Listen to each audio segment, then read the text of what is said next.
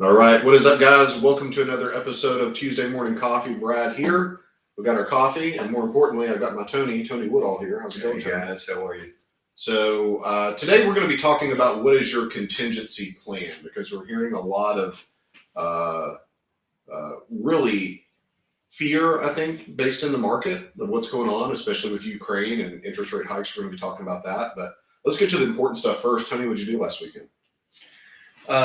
We ran up to East Tennessee for the weekend, a little village called Rugby, where we are lucky because we bought that house subject to up there. I remember And that. It's a great weekend getaway house. We Airbnb it. People love it when they come up there. How long have you had that place now? 3 years. 3 years. And it's been neat because the Airbnb side of it pays for it.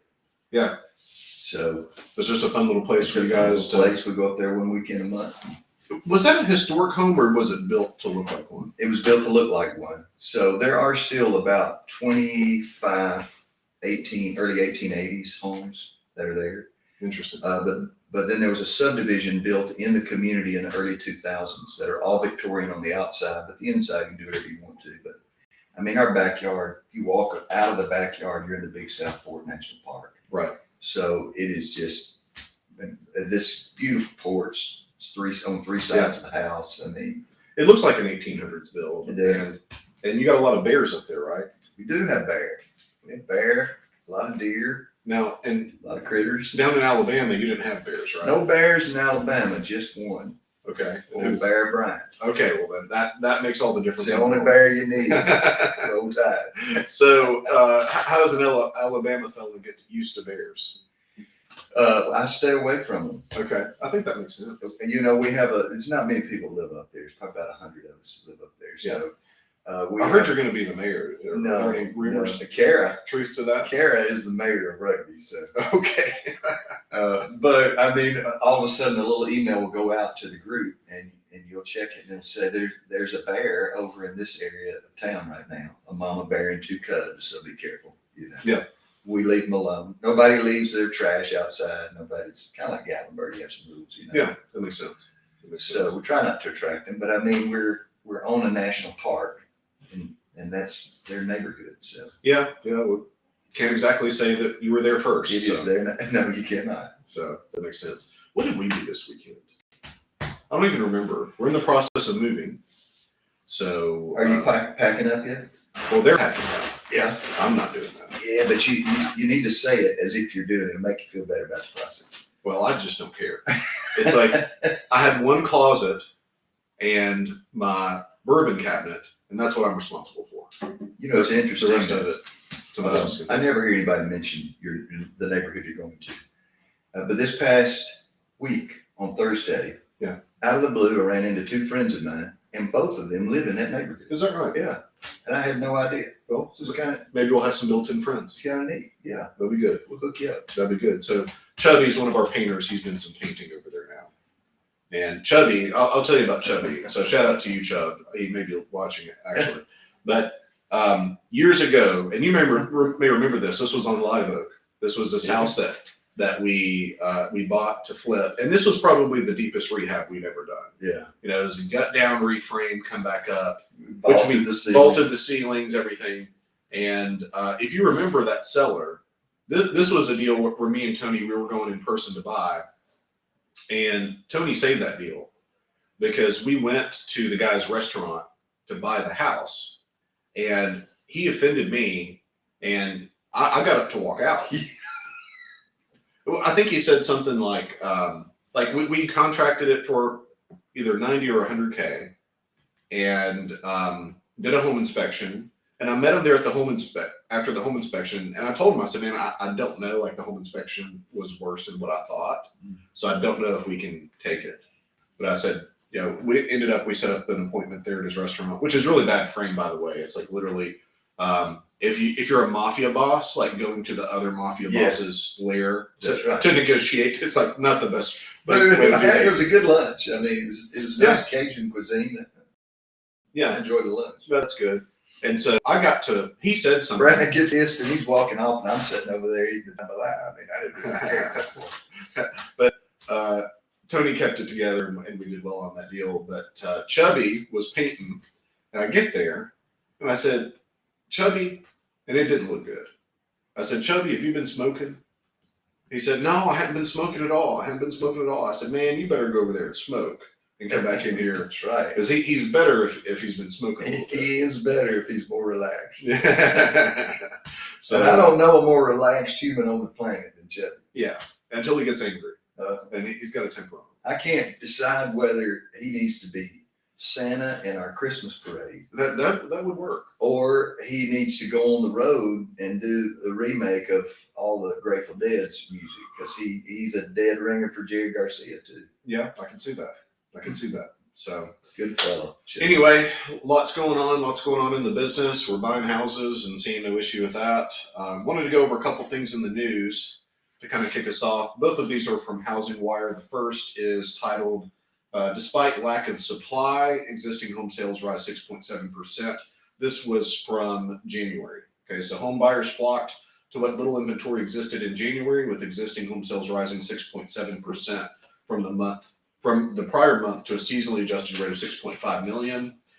January sales fell 2.3% from a year earlier, though the median existing home price rose 15.4% annually to $350,000. 15.4% rise in price year over year. Mm-hmm. I mean, that's unbelievable. Okay. The supply of homes for sale fell to a record low, down 16.5% from a year ago. Really interesting numbers there. There were just 860,000 homes for sale at the end of January, according to the report. That translates to just 1.6 months supply. A healthy market generally has between 4 and 6 months supply. So we have right now nationally 1.6 months supply on market. Generally, 4 to 6 is considered healthy. Above 6, we start to buyer's market territory. But I mean, we're so far away from that, you know. And the thing is, like, what can fix this problem?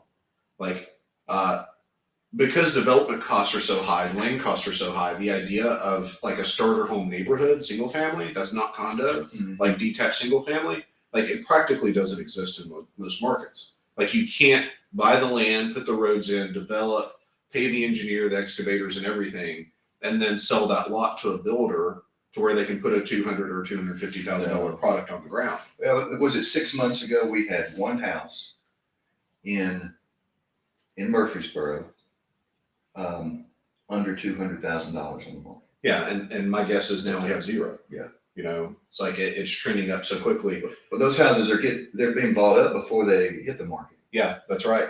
And keep in mind when we talk about a 15% year over year increase in price, that includes all price buckets. So of course you're going to see higher inflations in the lower in price ranges because there's less supply there than $1 million plus properties. You know, but we're seeing price rising everywhere. The second article I wanted to go over today, also from Housing Wire, mortgage rates blow past in industry predictions. Okay, so like one of the things that we've been told, and everybody's really expecting this to happen, you know, consumer price index really became a problem in spring of last year, so about a year ago, almost a year ago. And CPI in November hit a point where I think the Fed really had to take a look and say, like, okay, this is a problem that has to be addressed. So CPI is consumer price index. So it's the inflationary index for a basket of goods for consumers. And it's a doctored number. It's like one of the things that they'll do is like if a TV, and electronics usually depreciate. So like a TV is a lot cheaper now than it was like 15 years ago, like a flat screen. But like if a car is 10% higher in price, but it's 10% more comfortable, then they'll start to like adjust it, you know, based on, well, it's not really a 10% increase because you get more for that money, you know. So all these numbers are doctored to a certain extent anyway. But the Fed really is in a tough place at this point because, you know, rates are effectively like super low. Inflation is really high, but they know as they tick these rates up, that pulls money from the markets. So stock market has the potential for volatility. Real estate pricing has a potential for volatility. And all that to say, the Fed had a statement that they thought the 30-year rate would be 4% by end of this year. We just hit it. So they're a little early. It's middle of February, okay, near the end of February. So mortgage rates blow past industry predictions. Some mortgage rates indices topped 4% on Thursday, blowing past predictions that rates might reach those levels by the end of 2022. Economists had predicted rates would rise as the overall economy stabilized. The latest mortgage rate survey from Freddie Mac puts the 30-year mortgage rate at 3.69%, while the average rate in the latest mortgage application survey from the Mortgage Banker Association was 3.83%. Other indices put mortgage rates even higher. Black Knight's Optimal Blue, which provides data for the secondary market, reported the average rate for the 30-year conforming mortgage was 4.071% on Friday morning, and it reported the 30-year rate for FHA at 4.122%. Okay. If conditions stay in the current state, we'll certainly see higher rates, said Can, but it's also useful to know that we've seen rates drop pretty quickly if there was some other kind of economic news that's unexpected. Okay. And so what everybody's talking about is two things really, which are the rates in the market, which we're seeing rise, but then also Ukraine. And I don't know much about the Ukraine situation. Have you been following that, Tom? A little bit. I mean, obviously, it would be as if years ago Texas had pulled out of the United States, Okay. and United States got used to it and said it was okay, but they later had a leader come back into power who loved the old days and said, I think it would be great if we had Texas back. Yeah. And he has spent a lot of time trying to figure out how he can do that without the rest of the world going nuts. and this is his attempt to do that. Yeah. And the rest of the world is pretty much going nuts right now. Yeah. So, and my understanding is that Ukraine is like the breadbasket of Europe.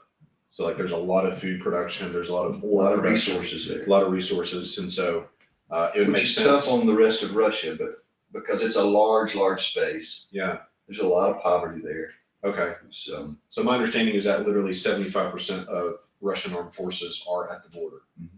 That's a hell of a lot of people. That's what they're reporting. Who knows? Yeah. Fair. So all that to say, maybe it was Saturday, I was looking on Facebook, and one of my Facebook friends, who I don't really know, but Facebook friends, you know how that is, posted just a really good question, like, with Ukraine and the Russian crisis, what do you think about real estate values? Okay, like, what do you think the impact is going to be in real estate?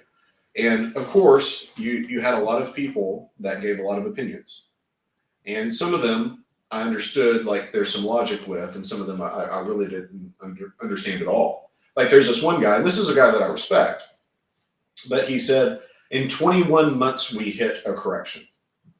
21 months. Like, not 20, not 22. And I thought about messaging him and being like, so what day is this occurring? Like, we know exactly the month. Like, what day and hour is this occurring? It's like, yeah, and nobody knows. Like, that's kind of where I am. And I posted this, like, I'm 100% confident knowing that no one knows. And it's not like this is a 3 or 4 or even a 10 variable equation. I mean, this is 1,000 variable equation.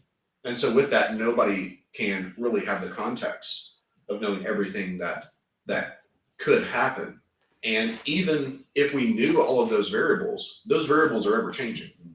And so I don't really see the need to go into, like, hyper freak out mode over this. You know what I mean? But I also feel like if I was just a rehabber or I was just wholesaling, I would be very nervous right now, right? Mm-hmm. Because you're dependent upon the retail market, where half of our business is not. Mm-hmm. You know, so and here's the thing, guys. Like, we're all the time caught between two markets anyway. We're in a market to buy and we're in a market to sell, and so those are inversely related. So it's either really difficult to buy, like it is right now for most people, and it's really easy to sell because, like we talked about, no inventory. Or opposite, it's really easy to buy, like it was in 2010 when I started, and roughly 2014 when you started. It was still pretty easy to buy. Right. It was more difficult to sell. Yeah. You know, and when I say that, we're talking about the retail market. Yeah. Because, and here's the thing, like those things are market specific. So like if I was scaling market, San Francisco, which is a market that we're entering here in the next 30 or so days as a test. San Francisco is probably the most difficult market in the country to buy in right now, but it's also the easiest to sell in.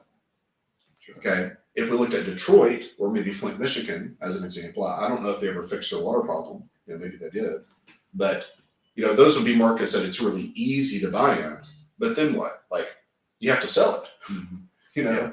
So you don't have the values you have in San Francisco, and you don't have the values, and that's one thing. When we entered Pittsburgh, is it was really tough to make $50K on a house worth 40.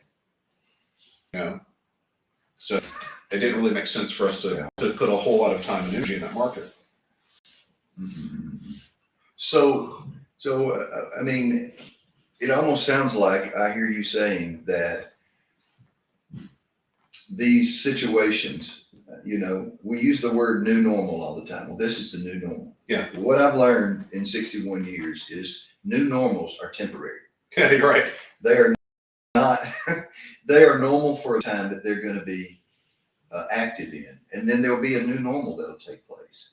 Right. And they function in seasons. And if you're lucky, you're in some kind of, there's a spotlight on you when the new normal is up. You get to take credit for that. Right. But if the spotlight's on you when the new normal is down, you get blamed for that. Right. So why are you not talking as if this is going to affect us? I don't in a negative way.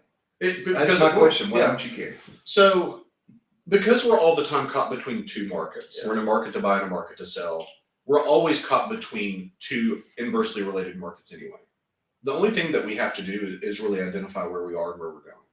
Okay. So if we have a correction, and it's going to happen, it's not a question of if, it's going to happen. I don't know if it's 3 months from now, 3 years from now, or 30 years from now. Would it be easy to say it?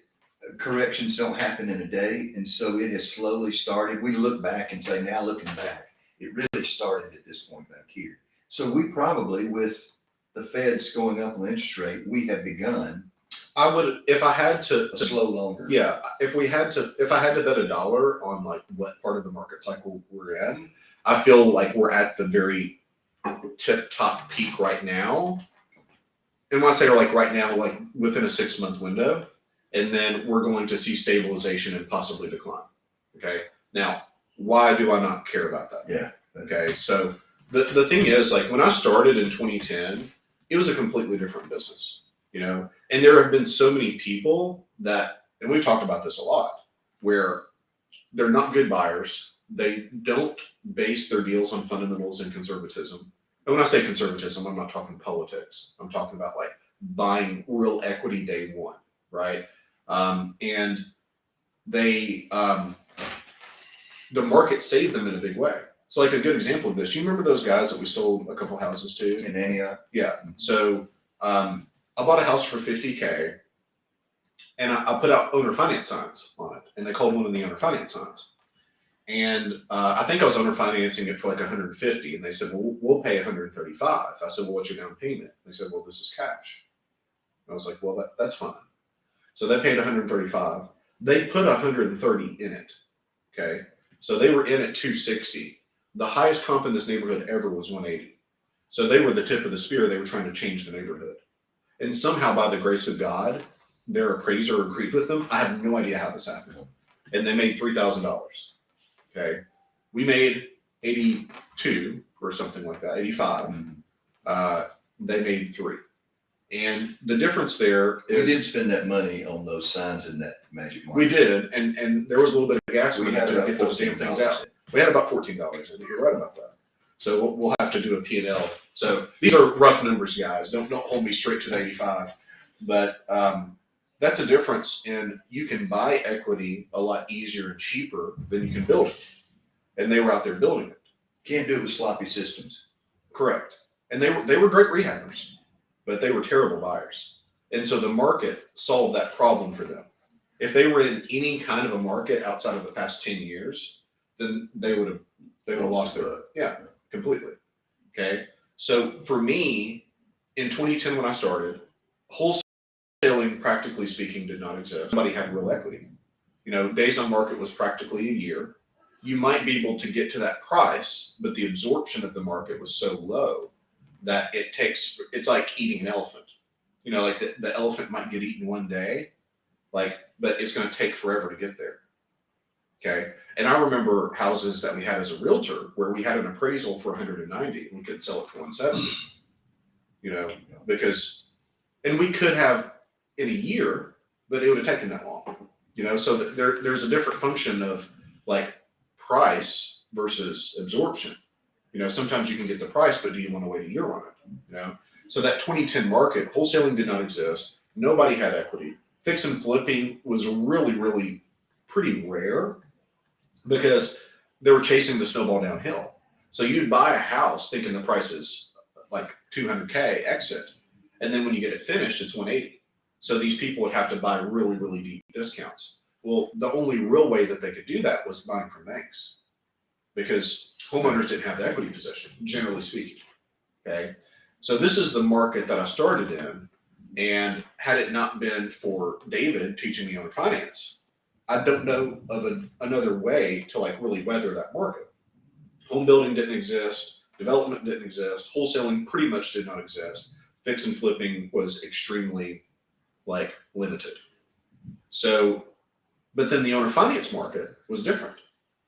And so the first deal I ever did, this was after 8 months of trying with no real success. And I remember I had a call come in and went to the appointment, husband and wife. And I say that with a little bit of forgiveness in it because they were quickly on the way to divorce. And I will say this was one of the more contentious situations that I've ever run into in my career. And it being my first one was a heck of a moment because whenever the wife signed, she threw the pen at the husband at the table. But we bought it subject to there's $97,000 owed. They were going to be a payment behind next month. And so I signed it up sub 2 and I told them, hey, I'm going to put my buyer in place with owner finance and exactly our script work and how we do things. And they said, that's fine. And they literally just did not care because they already knew they didn't have enough time to sell it with a realtor. Yeah. They were going to get foreclosed on. They cared about the credit, which we were going to make sure that was taken care of. And I mean, the house needed some repair. So the fact that we could pull this off, they were just if you think you can do something, great. Okay. Because they not only didn't have the time to sell it, they didn't have the money to make the repairs. Correct. Nor the time to sell it. Right. I'm sorry, go ahead. And given that their main motivation was to get away from one another, I mean, that's a big motivation. I've never gone through divorce. I hope to God that never happens. I don't think it will. But I can't imagine living with someone that you detest. And the house is the final thing that you have to get rid of this other person. So anyway, as a side note, I always had a real hang up with sellers understanding that we're making money.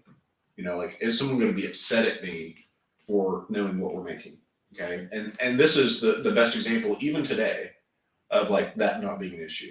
Because back then to market the house, I put an owner finance sign in the yard. I put all these owner finance signs around town, drive traffic to the house. People would call the sign in the front yard, and then we would sell the house. So I remember being really nervous to put the sign in the front yard because they were still living there.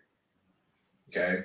And it said owner financing, call for info. And then there was a second sign that said owner financing, call for showings. And it was a separate number. So if someone got in front of the house so they didn't know about the house, they could call the info sign first and then call me for the showing. Okay. So I had this little Volvo at the time, and I jump out at about 7:30, maybe 8 o'clock, because I thought, well, maybe they'll be at dinner, maybe they won't be there. And I'm trying to, as quietly as I can, hammer this wood stake into the ground with this mallet. I've got a 3-pound hammer. And so I hit it, and it ricochets all over all the other houses. It's like I'm shooting off a pistol in the front yard. You know what I mean? So I do this as quick as I can with these 2 signs. I jet out of there like I just stolen something. And about 10 minutes later, I get a call, and it's the street address dash seller. So I know it's my seller. And the conversation goes something like this. He says, Brad, this is John over on 123 Main Street. Hey, John, you put a sign in my front yard. Right. And I can just feel my stomach dropping with every question. It's just getting worse and worse. You put a sign in my front yard. Right. Well, I called the number. Okay. You're owner financing this house for $135,000. Now, keep in mind, I bought it for $97,000. And I can barely squeak out yes at this point. And he said, I've got a daughter that's looking for a house with owner financing. Do you think you could sell the house to her? And I'm like, you've got to be kidding me. This guy's not only not upset at the money that we're making, he's trying to find me a buyer. Yep. At the price. At the new price. At the new price. Yeah.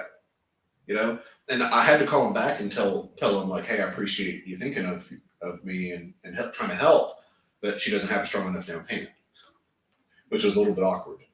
Okay. What he didn't know was if she had, he himself could have owner financed the house to her. That's right. He already had his mortgage subject to. Yeah, he had his mortgage. And so and he could have owner financed the house to her for $135,000. Yep. And caught his mortgage up, not gone through a foreclosure, and made the equity between the $135,000 and the $97,000 himself. Right. And not had to pay a realtor 6% to do it. Right. 100%. And that would have solved his problem. And that's why I think it's a lot better to work smart than work hard. Because we created $38,000 in value on that deal, where no equity really existed. No net equity really existed in the retail market. And so I began to sell the house owner finance. 3 days later, I had a husband and wife that reached out. They had $20,000 down. Both of them were nurses. This was 2010. They had a foreclosure in Florida about 2.5 years prior. Okay. So they had great incomes. They had cash. They'd been saving their money, trying to find something, and they were perfect. I think maybe 6 or 7 years later, they paid off. So you had 135. They gave you 20 of that down. Right. So you were at 115. Right. So you still had the difference between 115 and 97. 97. So 18,000. About 18,000. However, 7 years later, the value of the house had gone back up again. Yeah.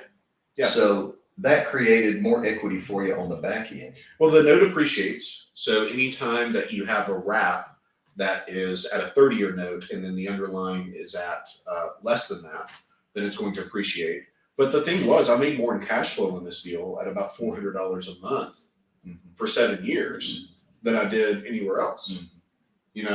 And so that's the thing. If we have a correction, we're just going to play that type of model again. That's right. And it's a model that we know very well. So I don't really care what the market goes to, but you have to have that contingency plan for yourself. Yeah. Okay. So are you surprised at the down payments that we can get in some of these rural markets? Sometimes I am.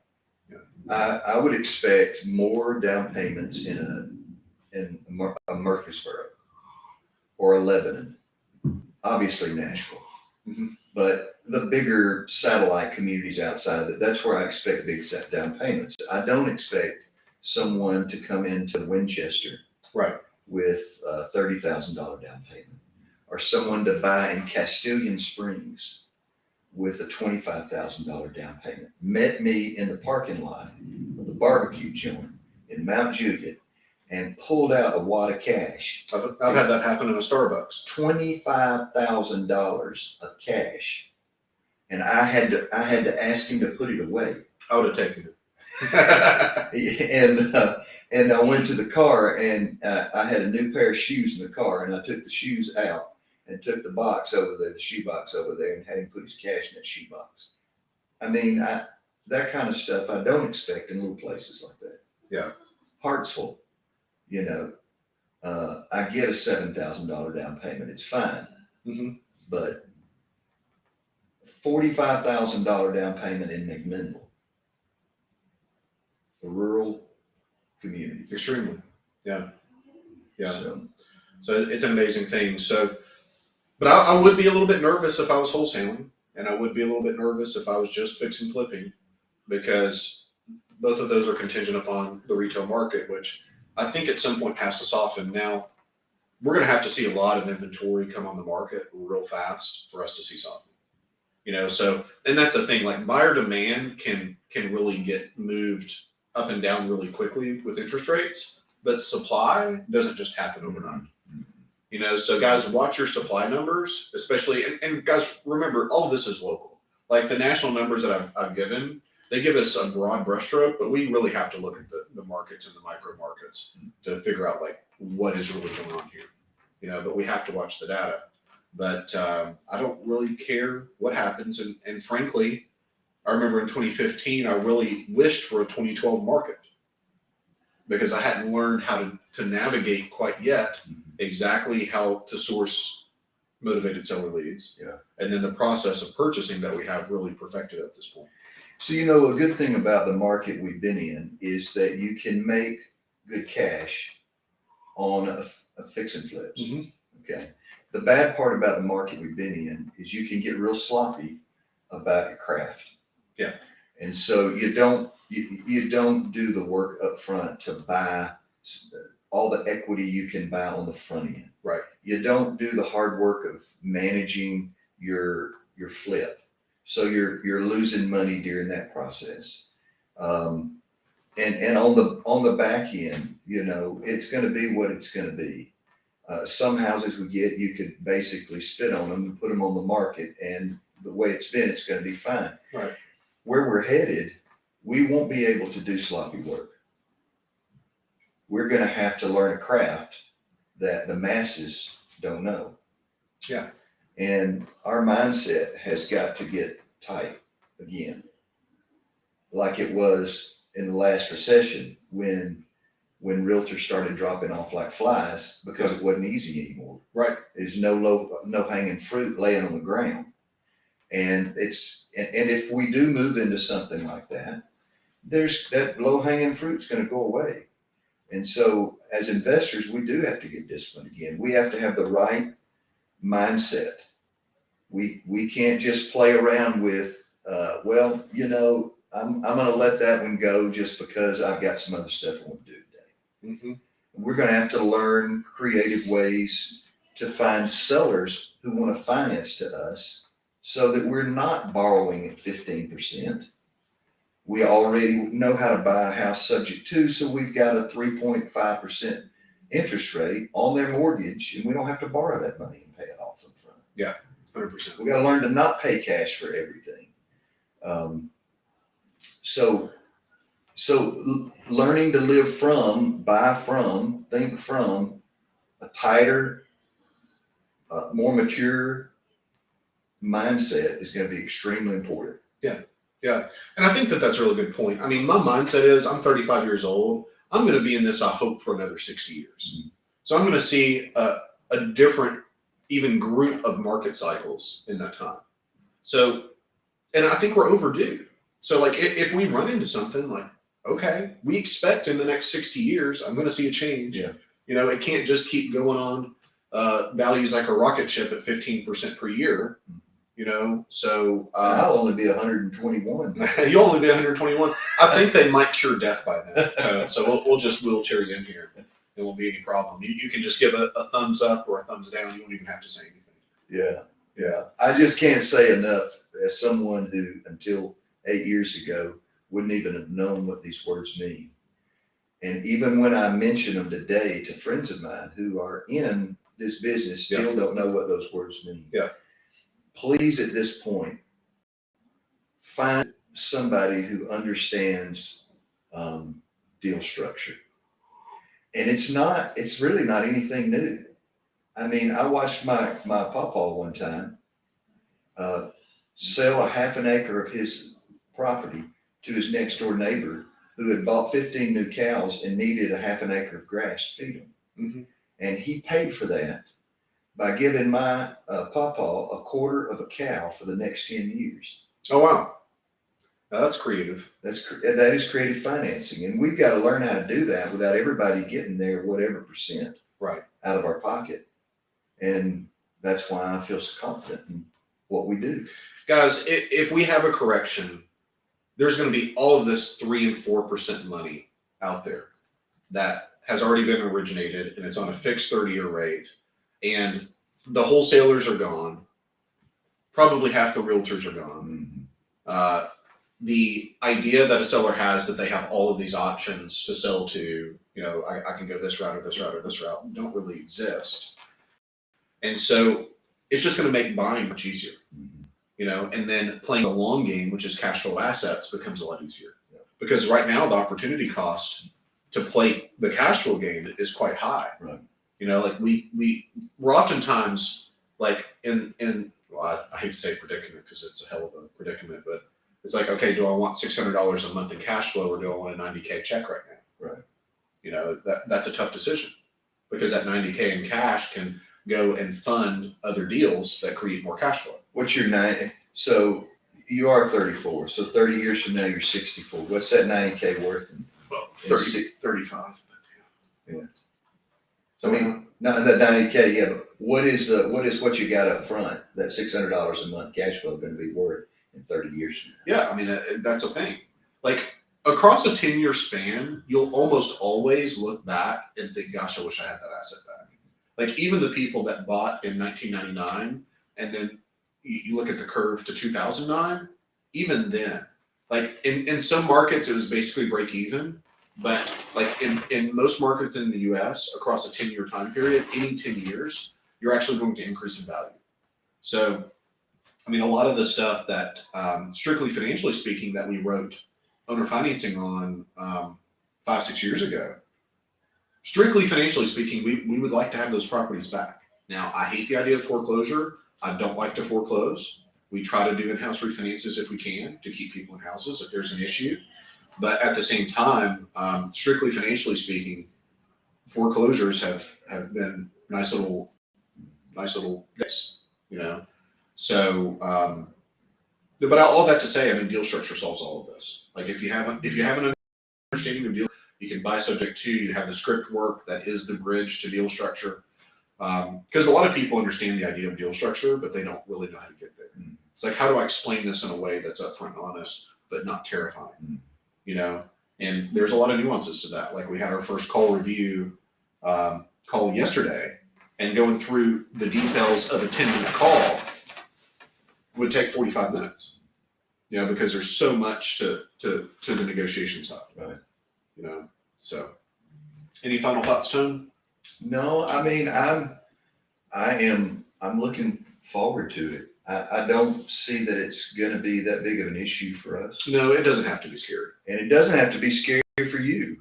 I mean, anytime there's somebody out there that's doing something that's working, I mean, I want to talk to them. Yeah. I don't care what it is. Yeah. I want to talk to them, especially if it's worked for them already before. And nobody's white paper right now is predicting what happened in the same thing that happened in 07, 08, Right. 08 and on. They're not predicting that. But if you've already been through one that tough, Yeah. going through the next one, if you've got the right tools, is going to be a piece of cake. Yeah, for sure. If you have the right tools. If you have the right tools. But I will say that there's going to be a lot of people that are going to get woken up from a really good dream and realize that the reality at that point is not what they'd hoped for, because they have no idea how a normal market works. Like, and I see this is kind of my final thought. I saw this in like 2006. So 2005 and 6, I started in real estate in 05 as a realtor. And I remember one time a builder at the office, the Keller Williams office that I worked at, and he was nervous because his houses weren't pending. They weren't finished. They were barely framed. And what was normal back then was the house would sell before framing stage. You'd sell it from the plan because there was so much demand. And he was nervous about the market at that point. And that's kind of what I'm seeing now is you have a lot of really unseasoned investors. And when I say unseasoned, if you haven't navigated a down market, a really strong buyer's market, then you're not seasoned. Okay, there's nothing wrong with that. It's just a different set of tools, kind of like you said. So I think a lot of people need to get that rude awakening, but it doesn't have to be that way. I don't care what the market does. I just want to know what direction we're going, and we can pivot very, very quickly. Okay. All right, guys, if you need anything, reach out, support@bradsmotherman.com. We'll see you guys next week, Tuesday morning coffee. Tone, take it easy today. See you.